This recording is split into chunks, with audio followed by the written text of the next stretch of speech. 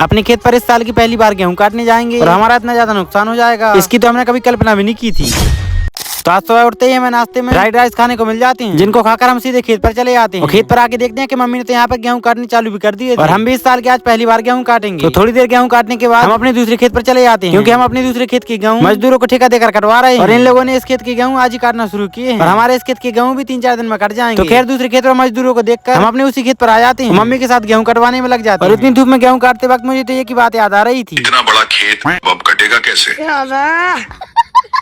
खैर गेहूं काटने तो अपन को ही पड़ेंगे, यही सोचकर मैं थोड़ी सी गेहूं काटकर खाना खाने लग जाता हूँ। और सुबह से आज हमने इतने सारे गेहूं काट लिए थे, तो इतने सारे गेहूं हमें बांधने भी तो पड़ेंगे। तो जो हमने गेहूं का पूरा भिगोने रखा था उसी को हम उठाने आ जाते हैं। और तभी हमें हमारे पड़ोस के खेत में नील गाय दिखती है, जिनके कारण हमारे गेहूं का बहुत नुकसान होता है। तो नील गाय को खेत से भगा देते हैं। तो खैर जिन गेहूं को हमने भिगोने रखा था उनको छांव में रखकर हम गुना भी बना लेते हैं, और इन गुना की मदद से हमें सारे गेहूं बांधने होंगे। तो खैर धूप में बड़ी मेहनत के बाद हमने कटे हुए सारे गेहूं भी बांध दिए थे। गेहूं बांधते बांधते हमें दोपहर की 2 बज चुकी थी, तो धूप भी ज्यादा लगने लगी थी। इसी कारण हम दोपहर के लिए घर पर आ जाते हैं। घर पर आकर नहा धोकर शाम होते ही हम गेहूं काटने के लिए फिर से खेत पर चले जाते हैं। और आप भी कमेंट करके बताना कि इस साल के अपने खेत की गेहूं कौन कौन कटवा रहा है।